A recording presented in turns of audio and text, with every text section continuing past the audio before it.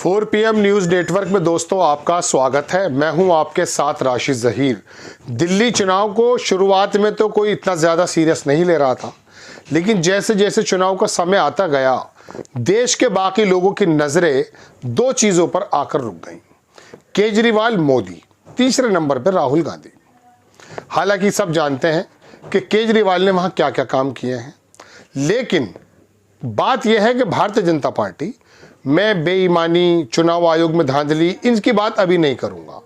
ये बात अभी और निकल कर आएगी तब करेंगे। लेकिन बहरहाल अगर भारतीय जनता पार्टी कितने भी समूह को, छोटा हो या बड़ा, उसको हिप्नोटाइज करने में बार बार कामयाब हो रही है, तो इसकी क्या वजह है, सोचने की ज़रूरत है।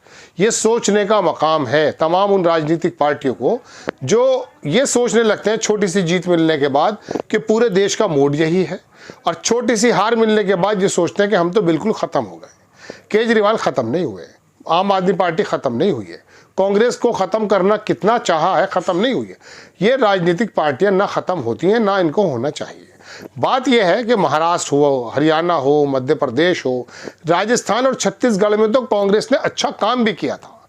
तो वजह क्या है कि भारतीय जनता पार्टी यहाँ अक्सर क्लीन स्वीप कर जाती है, कहीं बहुत मार्जिन से जीत जाती है।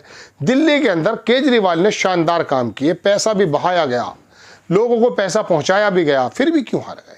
भारतीय जनता पार्टी क्यों जीत गई? दिल्ली में तो ये कहा जा रहा है कि हिंदू धर्म और मुस्लिम धर्म और हिंदू मुसलमान के बीच की लड़ाई नहीं हुई है। तो फिर ये कौन सा काम है जो भारतीय जनता पार्टी जीत पर जीत दर्ज किए जा रही है? क्या चुनाव आयोग अकेला काफ़ी है? नहीं, चुनाव आयोग के साथ हम मानते हैं कि कोई ना कोई गड़बड़ियां होंगी, लोगों को इशारे हैं इस तरह के, लेकिन फिर भी एक मजबूत वर्ग तो भारतीय जनता पार्टी का बिल्कुल मजबूत है। थोड़ा सा उसको मिल जाता, वो एकदम बहुत ज़बरदस्त विक्ट्री कर जाती है। बात यह है दोस्तों, जियो पॉलिटिक्स के मद्देनज़र मैं शुरुआत करूंगा अपनी बात से। अमेरिका से भारतीय निकाले गए हाथ बांध करके, मोदी जी को बुलाया नहीं गया है, दुनिया भर की बातें आपके सामने आ गई हैं। महाकुंभ के अंदर कोई कहता सैकड़ों, कोई कहता हजारों, लाखों लाशें कोरोना के अंदर तैर गई साहब। उसके बावजूद भी ये कौन सा वोट बैंक है जो टस से मस नहीं होता है? हमारी और आपकी आदत तो जनाबे मन ये थी कि छोटी सी गलती हुआ करती थी, हम सरकारों को सजा दे दिया करते थे, और सरकार को चलाने वाले नेता इतने ज़्यादा, मैं कह सकता हूँ वो होते थे, बहुत ज़्यादा मुंसलिक होते थे, डरे रहते थे कहीं गलती ना हो जाए। CK जाफर शरीफ एक कर्नाटक में थे, रेलवे मिनिस्ट्री उनके पास थी, उनको एक्सीडेंट हो गया साहब, इस्तीफे के लिए कहा गया। वो बोले ये तो ड्राइवर को इस्तीफा देना चाहिए, मुझे क्यों दे रहे हैं? मतलब इतनी जिम्मेदारी तय हुआ करती थी। कहीं बाढ़ आ जाती थी, मंत्रियों के इस्तीफे ले लिए जाते थे, कहीं रेल एक्सीडेंट हो जाता था, मंत्रियों के इस्तीफे ले लिए जाते थे। चूंकि ये मसला ये होगा कि अगर आपने इस्तीफे नहीं लिए, लोगों को नहीं हटाया, तो लोग नाराज़ हो जाएंगे।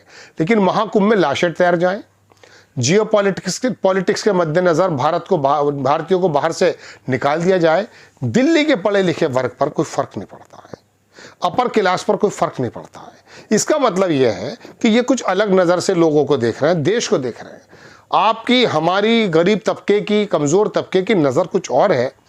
इसका मतलब यह है कि जो छोटा तबका है, छोटा तबका इन द सेंस क्वांटिटी के एतबार से, या निम्न स्तर के एतबार से, या SC ST OBC और तमाम आदिवासी, इन लोगों को वक्त पर कभी कभी धार्मिक बना करके वोट ले लेना, और बाकी उनका एक 20-25% का जो वोट जंक है वो मजबूत है। मैं अभी थोड़े दिनों पहले देख रहा था कि लोकसभा में भारतीय जनता पार्टी का वोट कब कम हुआ है। जब से ये बनी है इसका वोट कम नहीं हुआ। एक बार थोड़ा सा रुका ज़रूर है, लेकिन ये 20, 22, 25, 30, 35, 40 इस तरह से बढ़ती चली जा रही है। मैं ये देख रहा था कि 2002 से पहले, हाँ शायद 2004 से पहले, जब अटल जी की भी सरकार थी, मैं देखता था 20 से 22% वोट तो इनको मिलता ही है। ये कौन है 20-22% लोग? दिल्ली के अंदर केजरीवाल फ्री बीज देने के बाद हार जाते हैं। छत्तीसगढ़ में क्या कहते हैं उनका, भूपेश बघेल, इतना शानदार काम करने के बावजूद हार जाते हैं। ये गहलोत साहब 25 लाख रुपए की स्वास्थ्य सेवाएं देने के बाद हार जाते हैं, 5 लाख का होता है। तो ये वजह क्या है? इसमें सोचना, या मोदी जी का करिश्मा है ये? भारत वाकई आगे बढ़ रहा है, जो जो राजनीतिक पार्टियां विपक्ष की वो देख नहीं पा रही हैं, तरक्की हो रही है। देखिए, पत्रकार के नाते मैंने बड़ी वाकई कोशिश की कि मैं देखूं तो सही अंतर्राष्ट्रीय स्तर पर हम कहाँ खड़े हैं, हम राष्ट्रीय स्तर पर कहाँ खड़े हैं। मैं बिल्कुल सच कहता हूं आपसे, मैं ये तो नहीं कहता हूं कि कांग्रेस ने वाकई हमें आसमान पर पहुंचा दिया था, लेकिन ये बात हकीकत है कि जितना इन 10 वर्षों के अंदर काम होना चाहिए था वो नहीं हो पाया, बल्कि हम माइनस में गए। मनमोहन सिंह के समय जो शोर नहीं मचा पाए, बड़ा शानदार काम चल रहा था, थोड़ा धीरे स्तर से हो सकता है। कांग्रेस ने वाकई थोड़ा धीरे स्तर पर काम किया है। मंत्रियों के एक कहना चाहिए कि इसे कहते हैं बुद्धि, इस पर बड़ा मास चढ़ा हुआ था। ये मास चढ़ने से मालूम है क्या होता है? मास चढ़ने से ये होता है कि जब हम घूमते हैं यूं करके देखते हैं तो पीछे देखा नहीं जाता है, इसलिए कहते हैं कि तेरी गर्दन पे बड़ा मास चढ़ गया है। तो मास चढ़ा हुआ था, सुन ही नहीं रहे थे, मर रहे कट रहे, भारत अजीबोगरीब स्थिति में है। हाँ, लेकिन एक काम था प्रोग्रेसिव। एक यहाँ एमपी थे पुराने कांग्रेस के, उनके पोते थे, उनका नाम था अरुण। वो बाद में एडीजी बन गए थे, मेरे मित्र थे। सुना उनका देहांत हो गया। मुझसे बहुत पहले जब मैं स्कूल में था, ये कह रहे थे, राशिद, कांग्रेस जो है ना भले धीमी गति से है लेकिन प्रोग्रेसिव पार्टी है। तो मुझे लगा कि वाकई बात सही कह रहे हैं। तो दोस्तों, बात यह है कि प्रोग्रेसिव पार्टी थी, कर रहे थे काम। हाँ, इसके अंदर भी बागड़ा बिल्ले बहुत थे, लेकिन ये क्या वजह है? इसकी वजह यह नहीं है कि आपका मेरा पर कैपिटा इनकम बढ़ गया है, वो तो कम हो जाता है बार बार। हमारा स्तर नीचे गिरता जा रहा है, गांवों का स्तर बहुत ख़राब है। सड़कें वगैरह गडकरी वगैरह ने कुछ बनाई है, इनका प्रोपेगेंडा बड़ा ज़बरदस्त है तो अच्छा लगता है, लेकिन हमारी हालात बहुत ख़राब हैं। याद रखिएगा, महंगाई, बेरोज़गारी, स्वास्थ्य सेवा, सब चीज़ों को लेकर के। इसकी वजह क्या है? अब आता हूँ मैं, मेरे पास टाइम बचा है साहब 1.5 मिनट का।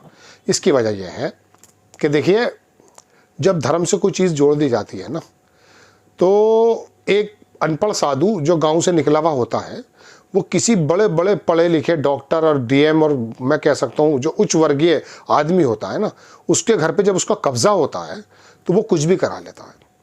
दिल्ली से आगरा रोड पे जब आप चलेंगे तो एक आगे जाके मंदिर है, नाम नहीं बताऊँगा मैं, सफ़ेद रंग का, मुझे लगा ताजमहल आ जाता है, वो मथुरा के आसपास है। मैं थोड़ा सा छुपा के बात चाहता हूँ। वहाँ मैं गया एक बार, तो पता चला वो वीडियोकॉन का जो मालिक धूत करके है, वो भी उनका चेला है। एक फिल्म आई थी कारपोरेट, महेश भंडारकर ने बनाई थी शायद, हाँ, उसके अंदर एक साधु होता है इसी टाइप का, शंकराचार्य टाइप, जो मतलब शंकराचार्य हो सकता नाम हो, लेकिन इनके जो होते हैं पंडे, वो तमाम जो कारपोरेट थे उनके वो सोने के पैर चप्पल पहनाते हैं उनको, वो आपस में वो कराता है। ये लोग हैं।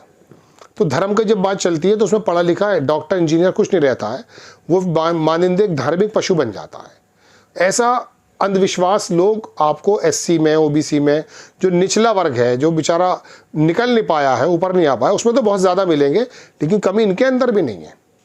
तो धर्म के रथ पर जो सवार होकर मोदी जी आए हैं, उन्होंने तमाम चीज़ों को बदल दिया है। राहुल गांधी कितनी भी यात्रा कर लें, अब जब तक इनके सामने कैसी मजबूत बात नहीं होगी, वो मजबूत बात क्या है मैं अगला एपिसोड बताने जा रहा हूँ आपको। 3 चीज़ें हैं जो राजनीति चल रही है भारत में, आप मेरा वो एपिसोड ज़रूर देखिएगा, एक मोदी जी की, एक राहुल की और एक केजरीवाल टाइप लोगों की। आप समझिएगा कि कौन सी काट कहाँ पर है, आप कटेगी नहीं। अमित शाह जो कहते हैं ना 40-50 साल हमें आ गए, उसकी वजह बिल्कुल सही ये लगती है, क्योंकि उन्होंने लोगों के दिमाग को धार्मिक बना दिया है। आरएसएस ने, पंडों ने, साधुओं ने पूरे देश को राममय बना दिया है। तो अब हम ऐसे सपोज करो, मेरा नाम राशिद ज़हीर नहीं है, मेरा नाम कोई अनिल रस्तोगी मान लो, या कुछ भी संजय शर्मा ही मान लो, चलो हमारे यहाँ संपादक हैं। तो अगर मिसाल के तौर पे मैं इस वर्ग से हूँ, तो अब मुझे सामने ये बताया जाए कि ये तो राम का काम कर रहे हैं, तो मेरे मन में ये बात आएगी कि यार ये राम राज्य ला रहे हैं, कहीं ऐसा तो नहीं कि मैं नरक में चला जाऊँ अगर इनको वोट न दूँ। कुछ ऐसा महसूस करा दिया है मोदी जी ने। ये है वजह दिल्ली के चुनाव जीतने की, माने या आप ना माने। जय हिंद।